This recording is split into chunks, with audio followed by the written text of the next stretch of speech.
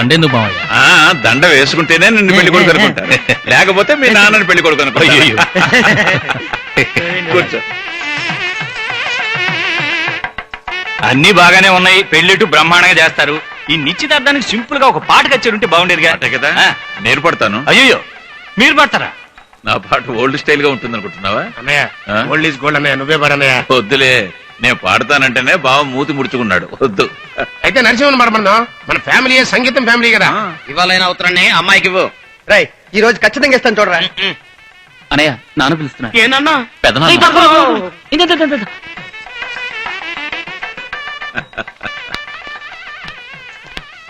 ఏంట్రా ఏంటంటే తగిలించుకోవచ్చు. Style style. ఓ పాట పాడు. పాట అరే వాళ్లే పాడమంటున్నారా? నువ్వు సంగీతం బాగా నేర్చుకున్నవాడుగా, ఆడపిల్లలా అలా సిగ్గుపడకూడదు, పాడు. ఏ నా కొడుకే పాట పాడాలా? ఏమన్నయ్య నీ కూతురు కూడా నాట్యం నేర్చుకుందిగా, ముందు తనని నాట్యం చేయమను, తర్వాత నా కొడుకు పాట పాడాలి. మీరు పాట పాడితే ఆవిడ ఆట ఆడితే సగలండి. ఎవరి ముందు ఏం మాట్లాడుతున్నావు? 1000 సార్లు అడిగాం, చల్లా ఆడినంది, మర్చిపోయిందో ఏమో. చూడండి వెంకట గారు, కాదు బావా, తన మనసుకి ఇష్టమైతే ఆడుతుంది, లేదా మనం ఎంత చెప్పినా.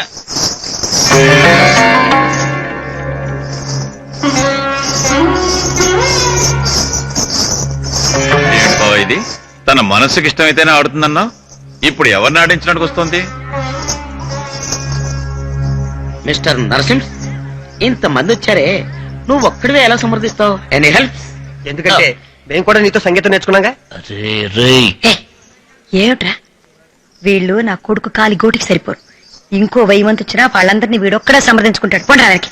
ఏ నరసింహ, నువ్వు చెప్తే సరేనా?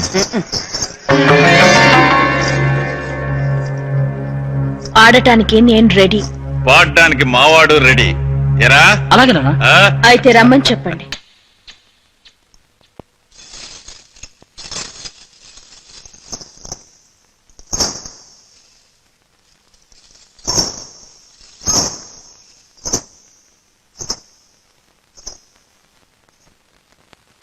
అది అమెరికాలో చదువుకున్న అమ్మాయి అండి, మంచిదో చెడేదో సరిగ్గా తెలీదు.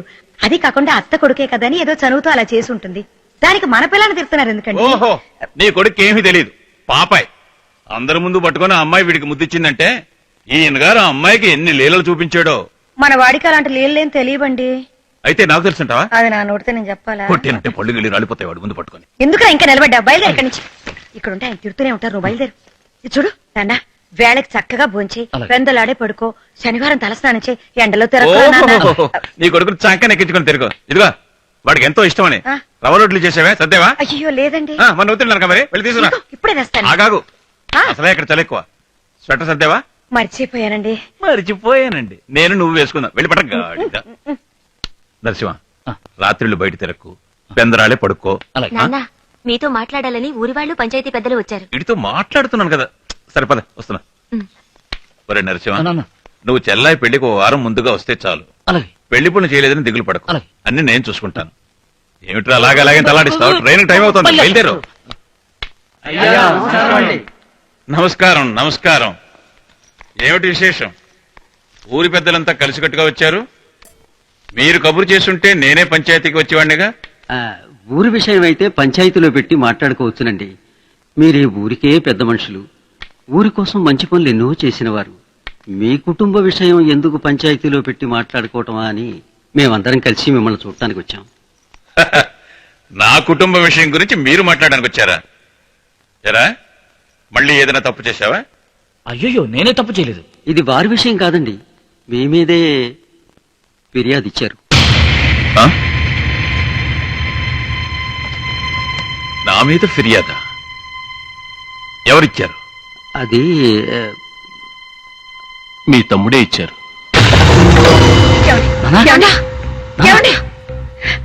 నానా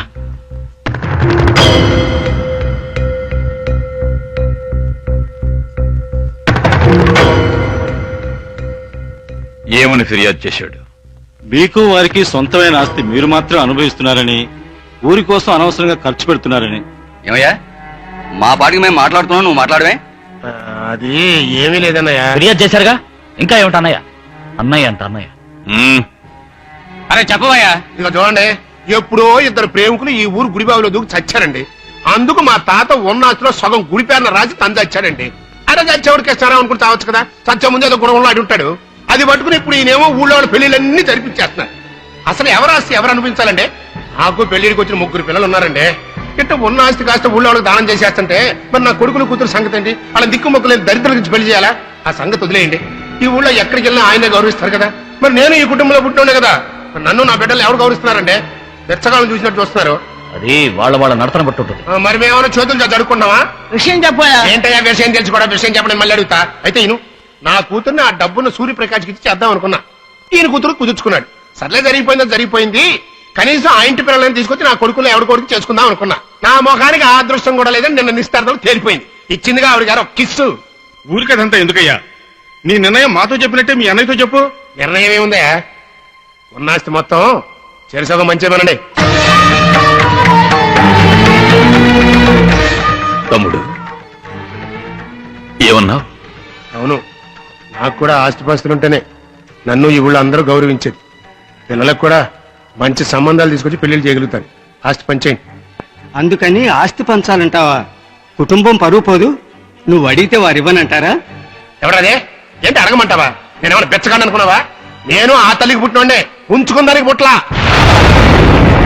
అవునరా, నువ్వు ఉంచుకున్న దానికే పుట్టావు.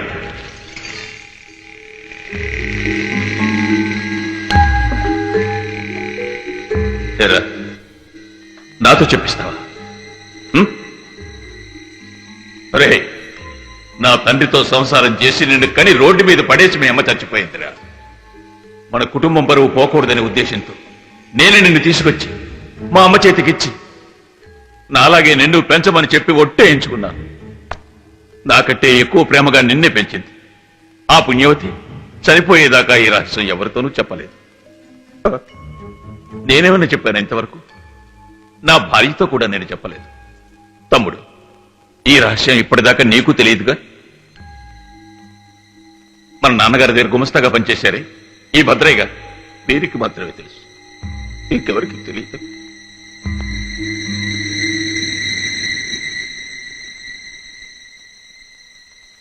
తమ్ముడు, నువ్వే చెప్పు, నిన్నెంతవరకు, నిన్నెప్పుడైనా ఒరేని పిలిచానా? లేదు, తమ్ముడు తమ్ముడు అని నెత్తి మీదకి ఎక్కించుకుని తిరిగాను. ఎందుకని? నువ్వంటే నాకంత ప్రేమ. కానీ నువ్వు కేవలం ఈ డబ్బు మీద ఆస్తి మీద ఎంత ప్రేమ పెంచుకున్నావు. ఇదిగో అందరికీ చెప్తున్నాను, నేను బతికున్నంత వరకు ఈ ఆస్తిని అమ్మటానికి కానీ పంచడానికి కానీ నేను ఒప్పుకోను. ఎందుకు ఒప్పుకోవాలి? అసలు ఎందుకు ఒప్పుకోవాలి అంట?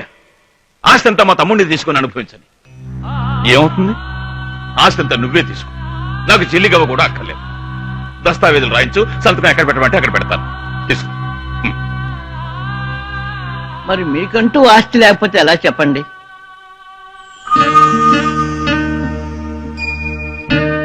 నాకున్న ఆస్తి అల్లా వీడొక్కడే. వీడుండగా నేనెందుకు దిగులు పడాలి? 2 సంవత్సరాలుగా వీడు కష్టపడి సంపాదించి నాకు పంపిన డబ్బుతో వీడి పేరున ఊరి చివర 4 ఎకరాల భూమి కొన్నాను. నా శేష జీవితాన్ని అక్కడే గడిపేస్తాను. ఏ జమీందారి వంశంలో పుట్టినంత మాత్రాన బంగళాలోనే బతకాల? గుడిసెలో కూడా బతకగలను. చూపిస్తాను.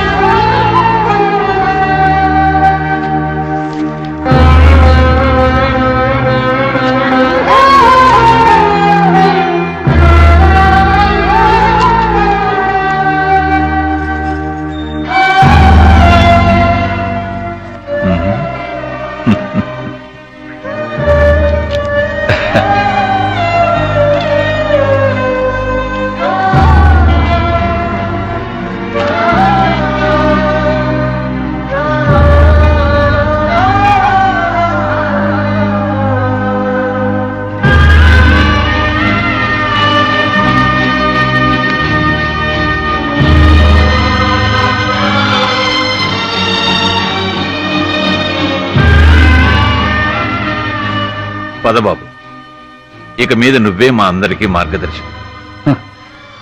ఎప్పటికీ మా అందరికీ మీరే మార్గదర్శకులు.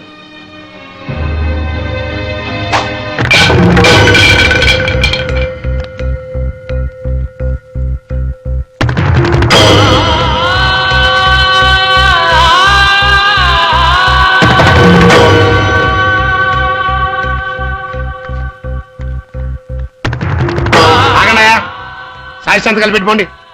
నరసింహ, నువ్వు మీ అమ్మని కాపాడుతావని, నీ చెల్లెల్ని కాపాడుతావని నాకు తెలుసు. కానీ అన్నిటికన్నా మన కుటుంబం వంశపారంపర్యంగా ఈ ఊరికి చేస్తున్న సంప్రదాయ ధర్మాన్ని నువ్వు కాపాడాలి. అదే ముఖ్యం.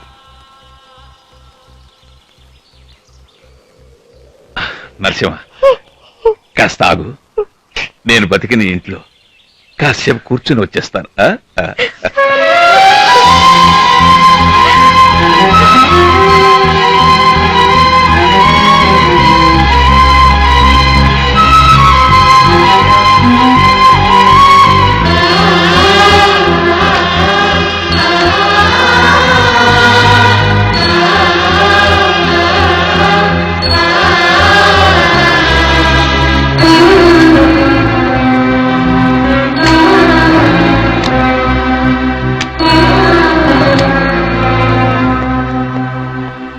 ఏమండి ఏమండి, ఏమిటిది చిన్నపిల్లలు ఇక్కడ కూర్చుని?